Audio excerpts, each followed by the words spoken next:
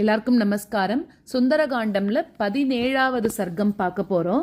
அதாவது ராட்சசிகளை பார்க்கறது அப்படின்னு.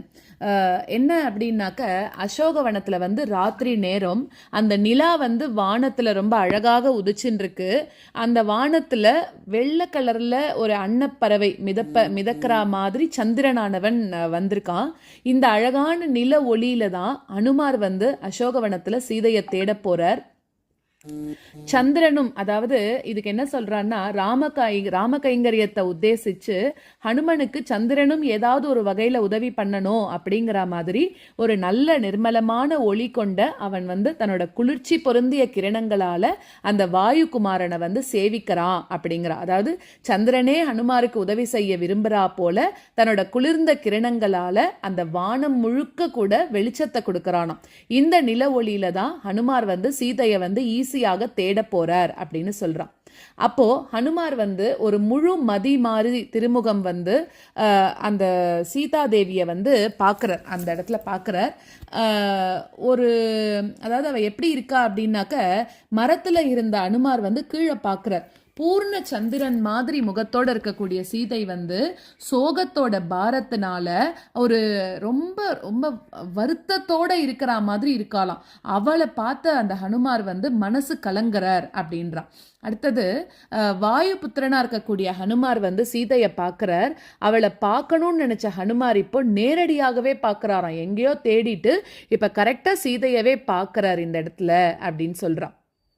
அடுத்ததாக பக்கத்திலேயே இன்னும் யாரெல்லாம் பார்க்குறாருன்னா, நிறைய கோரமா பார்வைகளோட அரக்கியர்கள் எல்லாம் பார்க்குறார். என்னன்னா, சீதாவை சுற்றி பயங்கரமான ராட்சசிகள் அவளுக்கு காவல் இருந்துட்டே இருக்காளாம். ஹனுமார் இப்போ சீதாவோட சேர்த்து அவளையும் பார்க்கறார் அப்படிங்கிறா.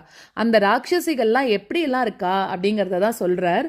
ஒருத்தருக்கும் ஒரு விதமா இருக்கா. ஒருத்திக்கு ஒத்த கண்ணு, ஒருத்திக்கு மேகக்காது, ஒருத்திக்கு காதுகள் மூடி இருந்தது, ஒருத்திக்கு காதுகளே இல்லை, ஒருத்திக்கு யானை காது, ஒருத்திக்கு மூச்சு விடக்கூடிய மூக்கு தலையில புகைப்போக்கி மாதிரி இருந்துதான். அதாவது ஒரு ராட்சசியும் ஒரு விதமான விகாரமான தோற்றத்தோட இருந்தா இவாளெல்லாம் பார்த்தாலே பயமா இருக்கிற மாதிரி இருந்தது அப்படிங்கிறா.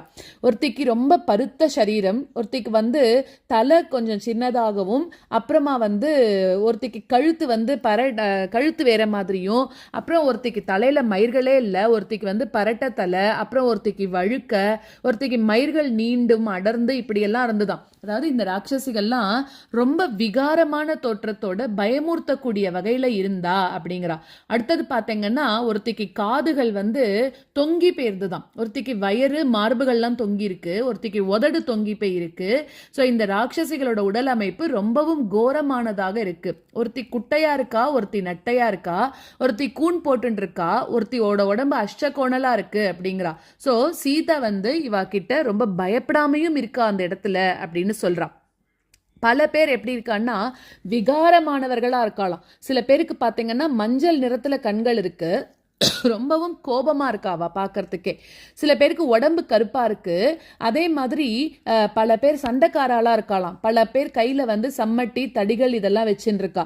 என்ன புரிஞ்சுக்கிறோம் இதுல இருந்து? ராட்சசிகள் எல்லாருமே ஆயுதங்களோட சீதையை சூழ்ந்துட்டு இருக்கா, ரொம்ப பெரிய சண்டைக்காராளா இருக்கா அப்படிங்கிறா. இன்னும் பலவிதமான மிருகங்களுக்கு இருக்கிறா போல இவளுக்கு முகம் இருந்துதான். பன்னி, மான், புலி, செம்மறி ஆடு இதோட முகங்கள் மாதிரி எல்லாம் இருந்தது அப்படிங்கிறா. ஸோ பல்வேறு விலங்குகளோட முகங்களை கொண்ட ராட்சசிகள் சீதையை சுத்தி நிக்கிறா. இது பார்க்கறதுக்கு ரொம்ப பயங்கரமா இருக்கு அப்படிங்கிறா. சில பேருக்கு ஒற்றை கை, ஒற்றை கால், சில பேருக்கு கழுதை காதுகள், சில பேருக்கு குதிரை காதுகள், இப்படி எல்லாம் இருக்காம். அடுத்தது சில பேருக்கு பார்த்தீங்கன்னா மூக்கே இல்லையா, சில பேருக்கு மூக்கு ரொம்ப நீளமா இருக்கு, சில பேருக்கு மூக்கு திரும்பி இருக்கு, சில பேருக்கு மூக்கு ரொம்ப படுலட்சணமா அவலட்சணமா இருக்கான். இதே மாதிரி நிறைய பேரை பார்க்கறா அப்படின்னு சொல்றா. சிலருக்கு பார்த்தீங்கன்னா யானை கால்கள் இருக்கான், சிலருக்கு பசுமாட்டோட கால்கள் இருக்கு, சில பேருக்கு மிகப்பெரிய கால்கள் இருக்கான். ஸோ இந்த ராட்சசிகளோட உடல் அமைப்பு வேற வேற மாதிரி இருந்தது அப்படிங்கிறா. சில பேருக்கு வாய் கண்கள்லாம் பிரம்மாண்டமா இருக்கு, நாக்கு ரொம்ப நீளமா இருக்கான், சில பேருக்கு நகங்கள் நீளமா இருக்கு அப்படின்னு சொல்றா. சில பேருக்கு வந்து குதிரை, ஒட்டகம், கழுதை இதே போல இருக்கக்கூடிய முகங்கள். அப்புறம் அரக்கிகள் எல்லாருமே மொத்தத்துல எப்படி இருந்தான்னா கோரமான முகத்தோட இருக்கலாம். சில பேர் கையில நிறைய ஆயுதமும் வச்சுருக்கா அப்படின்னு சொல்றா. அடுத்தது செம்மட்டை பிடிச்ச தலை இருக்கு. அப்புறம் ரொம்ப விகாரமான கேசங்களை வந்து வச்சுருக்கா. சில பேர் வந்து எப்பவுமே மாமிசம், சாராயம் இதையே சாப்பிட்டு இருந்தாலாம். இவாலாம் என்ன பண்றான்னா மது குடிச்சு மாமிசம் சாப்பிட்டு பயங்கரமா இருக்கா அப்படின்னு சொல்றா. ஹனுமார் வந்து இந்த பயங்கரமான ராட்சசிகள் எல்லாம் பாக்குறார். இவாளெல்லாம் பார்த்தாலே மயிர்கூச்செறியர் தான், அப்படி இருக்காளாம். இவா வந்து சீதை இருக்கக்கூடிய மரத்தை சுத்தி காவலுக்கு இருந்துட்டு இருக்காளாம். அதே மாதிரி மரத்திலிருந்து கீழே பார்த்த ஹனுமான் ராட்சசிகளுக்கு நடுவுல உட்கார்ந்துட்டு இருக்கக்கூடிய சீதைய பாக்குறார். ஜனக மகளும் ராமபத்னியுமா இருக்கக்கூடிய சீதைய ஹனுமார் இப்போ நேரடியா பாக்குறாராம். சீதையோட நிலை எப்படி இருந்ததுன்னா ரொம்ப அப்படியே கஷ்டமாக இருந்ததாம். புழுதி படிஞ்ச கூந்தல், சோகத்துல வாடின முகம், ஆனாக்க வானத்திலிருந்து விழுந்த நட்சத்திரம் போல அவளோட தேஜஸ் வந்து கொஞ்சம் கூட குறையவே இல்லை அப்படின்னு சொல்றான். சோ சீதா கிட்ட இப்ப வந்து எப்படி இருக்கு, எந்த விதமான ஒரு ஆபரணமுமே இல்லாம இருக்கலாம். ஆனா அவ கணவன் மேல வச்சிருக்கக்கூடிய அன்பும் பக்தியுமே அவளுக்கு மிகச்சிறந்த ஆபரணமாக இருக்கிற மாதிரி இருந்தது அப்படின்னு சொல்றா. சீதா வந்து தன்னோட குடும்பத்தை விட்டு பிரிஞ்சு ராவணனால சிறை வைக்கப்பட்டிருக்கா. சிங்கத்தால சிக்கின யானை குட்டி போல தவிக்கிறா அப்படிங்கிறா. அதாவது ஆறுதல் சொல்றதுக்கு எந்த உறவினருமே பக்கத்துல இல்லாம இருக்கலாம். எப்படி ஒரு பெண் யானை வந்து தன்னோட கூட்டத்தை விட்டு பிரிஞ்சு ஒரு சிங்கத்துக்கிட்ட அகப்பட்டு இருக்குமோ அதே போல இருக்கா அப்படின்னு சொல்றா. ஒரு மாரி காலம் போன அப்புறம் சரத்ருது வந்த போது பிறைச்சந்திரன் எப்படி ஒரு அழகெல்லாம் இழந்து மேகங்களால மறைக்கப்பட்டா போல இருக்குமோ அதே மாதிரி இருக்காளாம் இங்க. மேகங்களால மறைக்கப்பட்ட பிறைச்சந்திரன் போல சீதையோட அழகு மங்கி போய் இருந்ததாம். எப்படி நாரதரோட வீணை புழுதியில இருந்தா எப்படி இருக்குமோ அதே போல இருந்தது அப்படிங்கிறா. இந்த சீதை வந்து தன்னோட கணவனோட பராமரிப்புல வந்து இருக்க வேண்டியவள். ஆனா இப்ப எப்படி இருக்கா, அரக்கியர்களோட பாதுகாப்புல காவல்ல இருந்துட்டு இருக்காளாம். அசோகவனத்தோருக்கு நடுவுல துன்பக் கடல்ல மூழ்கி இருக்கா அப்படின்னு சொல்றா. அதே மாதிரி அடுத்ததாக அரக்கியர்களால சூழப்பட்ட அந்த தேவிய துஷ்ட கிரகங்களால பீடிக்கப்பட்ட அந்த ரோஹிணி நட்சத்திரத்தை போலையும் மலர்கள் உதிர்ந்து வெறுமையா இருந்த அந்த ஒரு பூங்கொடி மாதிரியும் இருந்ததை ஹனுமார் வந்து பாக்குறார் இப்போ அப்படின்னு சொல்றா. அவ வந்து மங்கள ஸ்நானம் இல்லாம இருந்ததுனால அவளோட சரீரத்துல புழுதி, அழுக்கு எல்லாம் படிஞ்சிருந்துதான். எந்தவித அணிகலன்களுமே போட்டுக்கல. இவ்வளோ இருந்து கூட இயல்பான காந்தியோட இருந்தாளாம். அப்போ அவளை பார்க்கும்போது ஒரு தாமரை கொடி சேத்தால வந்து இது பண்ணிட்டு இருந்தா எப்படி இருக்கும் அதே மாதிரி இருந்தா அப்படின்னு சொல்றா. அவ உடுத்தி இருந்த வஸ்திரம்லாம் அழுக்கு படிஞ்சும் கிழிஞ்சு போயும் இருந்துதான். மான்குட்டியோட கண்கள் மாதிரி கண்களோட இருந்த அந்த பெண்ணை, அந்த சீதைய வந்து வானரனான ஹனுமார் வந்து பார்க்கறார் அப்படின்னு சொல்றா.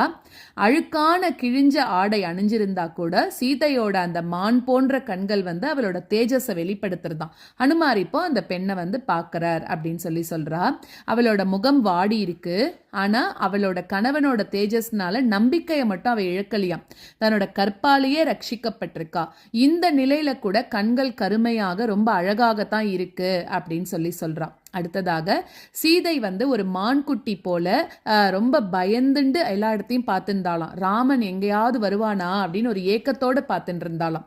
அவ தன்னோட உஷ்ணமான பெருமூச்சுகளால தளிர்களோடு இருந்த மரங்கள் எல்லாம் பொசுக்கி விடுறா மாதிரி மூச்சு விட்டாளாம். அவ்வளோ ஒரு சூடான மூச்சு விட்டாளாம். சீதையோட பெருமூச்சு இலைகளையே கொளுத்துறா போல இருந்தது. அவளோட துக்கம் வந்து கடல் அலைகளை மாதிரி ஒண்ணுக்கு பின் ஒன்னாக வருது அப்படின்னு சொல்றான். அவ வந்து பூமாதேவிய மாதிரி பொறுமை காத்துட்டு இருந்தா.